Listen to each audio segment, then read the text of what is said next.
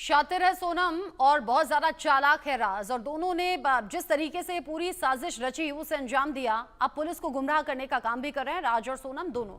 मेरे साथ में एहतियाब शेख और निबिर डेका, मेरे दो सहयोगी मेरे साथ में जुड़ गए हैं इस खबर को लेकर ज्यादा अपडेट के साथ।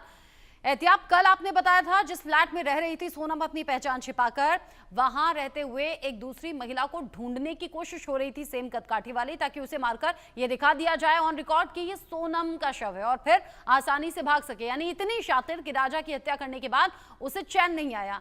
अब बहन भाई की तरह ये दोनों रहते थे, दोनों परिवारों को लगता था कि भाई है, दीदी बोलता है, लेकिन कहानी पीछे से कुछ और चल रही थी और अभी भी बयान बार बार बदल रहे हैं पुलिस के सामने। एब्सोल्युटली। देखिए रचना, इतने शातिराना अंदाज के अंदर इस पूरे हत्याकांड को अंजाम दिया गया। न सिर्फ दुनिया की आंखों में धूल झोंकने की कोशिश थी, बल्कि पुलिस को भी पूरी तरीके से चकमा देने का प्लान बना चुके थे ये लोग।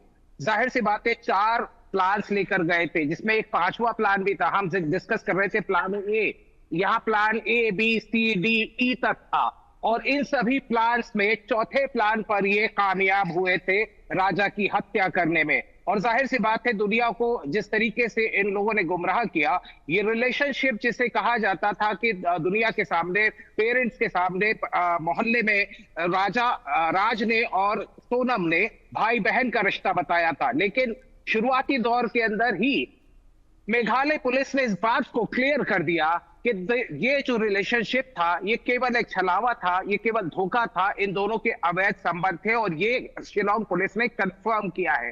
जाहिर सी बात है, बहुत सारी शातिराना अंदाज के अंदर कई सारी चीजों को एक्सिक्यूट किया है, और अब जिस बात की तलाश मेघालय पुलिस को है वो है उस सच तक पहुंचने की। और उस सच तक पहुंचने में जितनी बार ये गुमराह कर रहे पुलिस उतने ही करीब पहुंच रही है। और शायद यही वजह थी कि राजा रघुवंशी के भाई सचिन और विपिन ने, दोनों ने कहा कि अगर इसी तरह से गुमराह करते रहेंगे तो निश्चित रूप से कहीं ना कहीं वक्त की बर्बादी होगी। ऐसे समय में उन्होंने मांग की कि नार्को टेस्ट करा लिया जाना चाहिए। जाहिर सी बात है, परिवार अपनी तरफ से अपनी कोशिशें कर रहा है, लेकिन पुलिस अपना काम कर रही है। और इस मामले में क्रेडिट ये कहा जाए कि एक बहुत अच्छा कार्य मेघालय पुलिस ने किया। 17 दिन के अंदर इस पूरे क्रैकडाउन को दुनिया के सामने लाकर दिखा दिया। रचना, बिल्कुल, पुलिस ने ये बहुत ज्यादा गहनता के साथ जांच के बाद, और इम्पॉसिबल सी चीज लग रही थी, कोई पता नहीं लग पा रहा था, लेकिन वो पॉसिबल कर दिखाया।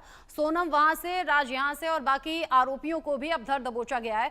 निबिर डेका, चूंकि अब पुलिस कस्टडी में सभी आरोपी हैं, अब इनसे सख्ती से पूछताछ भी हो रही है, लेकिन पूछताछ में बयान बार बार बदल रहे हैं, और राजा के परिवार वालों की अब मांग है नार्को टेस्ट होना चाहिए।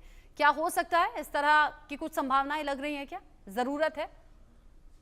जी हाँ, इसके लिए तो स्पेशल परमिशन लेना पड़ेगा कोर्ट से। लेकिन एक बात जो एहतियाब जी ने कहा कि सबसे जो अभी चैलेंज मेघालय पुलिस को अभी मुश्किल हो रहा है कि मेघालय पुलिस का एक मैंडेट है कि 90 दिन के अंदर एक चार्जशीट फाइल करने का। लेकिन बार बार जो ये बयान, बदलते बयान समय का जो बहुत समय बर्बाद कर रहे हैं पुलिस के इन्वेस्टिगेशन में। इसीलिए एक डिमांड जो आया है कि एक डायरेक्ट एक टेस्ट हो जिससे साबित हो सके कि क्या वो सच बोल रही कि झूठ बोल रही। तो इसका डिमांड परिवार की तरफ से आया है। लेकिन पुलिस की तरफ से भी मैंने सूत्रों से सब बात किया, क्योंकि मैं मेघालय में था, कि एक बयान जो बार बार बदलते बयान जो जितने भी आरोपियों के से आ रहे हैं उसके वजह से जो है पुलिस को चुनौती महसूस हो रहा है। लेकिन मेघालय पुलिस ने इतने कम दिनों में 2 चीजें सफलता से उन्होंने क्रैक किया है। एक तो है कि उन्होंने ये क्रैक किया है कि राज कुशवाहा और सोनम के बीच में जो एक भाई बहन का संबंध उन्होंने जो दावा किया था, उस पे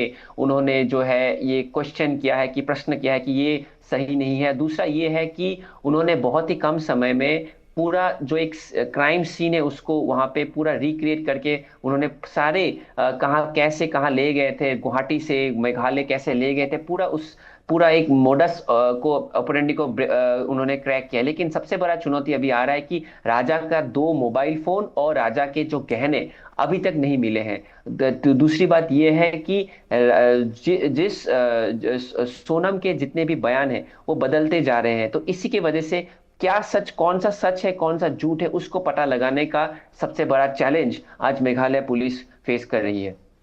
अब ये अलग अलग चैलेंजेस है जिससे पार पाना है। अच्छा, जिस तरीके से अभी तक का अपडेट था एहतियाब, ये घर से ज्वेलरी ले जाने का प्लान तो इसलिए था ना ताकि उस ज्वेलरी के जरिए रकम इकट्ठी की जा सके और फिर सुपारी किलर्स को सुपारी दी जा सके। तो ज्वेलरी तो हो सकता है कहीं बेच दी गई हो, ठिकाने लगा दी गई हो, या फिर ज्वेलरी एज इट इज दे दी गई हो सुपारी किलर्स तक कि ये कीमती है, जाकर बेच लेना कभी और यही तुम्हारी कीमत है। रचना, इसमें एक थोड़ा सा अलग एंगल ये है कि सोनम के खुद के अकाउंट के अंदर बड़ा पैसा था। हमने 3 दिन पहले हमने उस नेक्सस का वो परिभाषा जो आई थी जिसे कहते हैं हवाला रैकेट, इस तरह के सबूत भी या इस तरह के इंडिकेशन भी मिल रहे हैं कि सोनम और राज हवाला रैकेट के अंदर भी शामिल थे। और इसी बात को लेकर कहीं ना कहीं ये कहा जाए कि अब सुगबुगाहट ये हो रही है कि इस मर्डर केस के अंदर ईडी का भी इन्वॉल्वमेंट हो सकता है, क्योंकि जिस जितेंद्र रघुवंशी के घर हम देवास में पहुंचे थे वो उसका मौसेरा भाई था। उसके 5 अकाउंट यूज कर रही थी जिसमें 3 सेविंग्स अकाउंट थे और 1 करंट अकाउंट था, और उनका ऑपरेशन सोनम खुद करती थी। इस मामले में गोविंद रघुवंशी सोनम के भाई ने कहा था कि वो हमारे बिजनेस के अकाउंट से, लेकिन जितने लाखों का जो उसमें ट्रांजैक्शन था वो कहीं ना कहीं बहुत बड़ा ट्रांजैक्शन था, जिससे कि जांच एजेंसियों के कान खड़े हुए और इस मामले के ऊपर भी तफ्तीश की जा रही है। जहां तक रही सुपारी किलर्स की बात, तो निश्चित रूप से ये कहा जा सकता है कि जिस ज्वेलरी की बात की जा रही है वो jewellery for the time being use की गई होगी। लेकिन आपको याद होगा Rachna, before leaving for Meghalaya Shillong, यहां से 50,000 रुपए का एक हवाला ट्रांजेक्शन सोनम ने करवाया था राज कुशवाहा के जरिए, और पीतमपुर से वो जो 3 आरोपी हैं उन तीनों आरोपियों के 50,000 मिले थे। हाँ। तो यानी वो पेमेंट तो किसी हवाला के थ्रू पहले ही किया जा चुका था और उसके बाद ही ये तीनों हत्यारे वहां पहुंचे थे शिलोंग।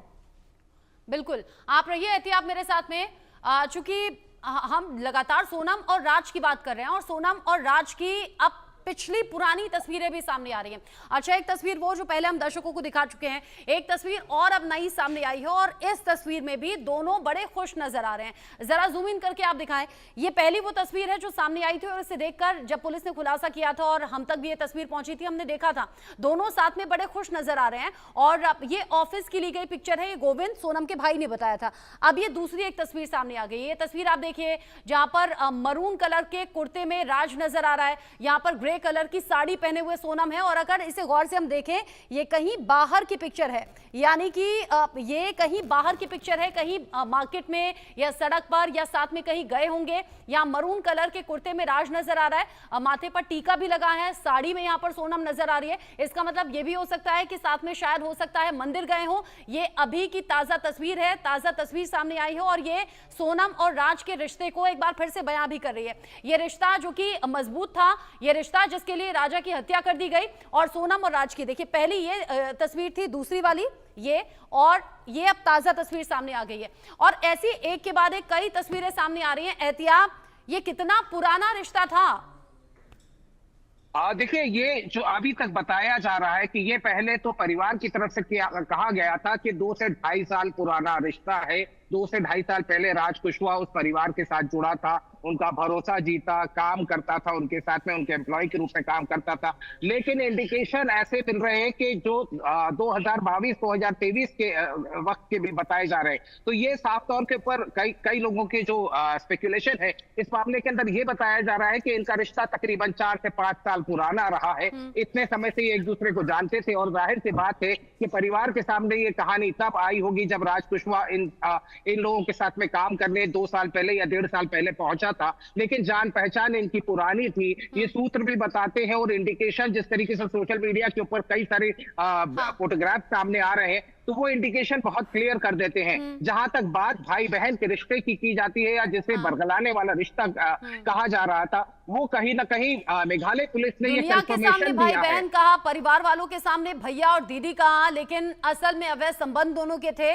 4 से 5 साल पुराने रिश्ते हैं। ऐसे में दोनों के बीच में प्यार गहरा हुआ और फिर पूरी प्लानिंग, पहले शादी करनी है, राजा को रास्ते से हटाना है, और फिर दोनों ने आपस में शादी करने की प्लानिंग की थी। लेकिन प्लानिंग धरी की धरी रह गई। अब पुलिस की गिरफ्त में है। राजा की हत्या के बाद राज और सोनम भी पकड़े गए, बाकी आरोपी भी पकड़े गए। एहतियाब शेख, निबिर डेकाब, दोनों का बहुत शुक्रिया।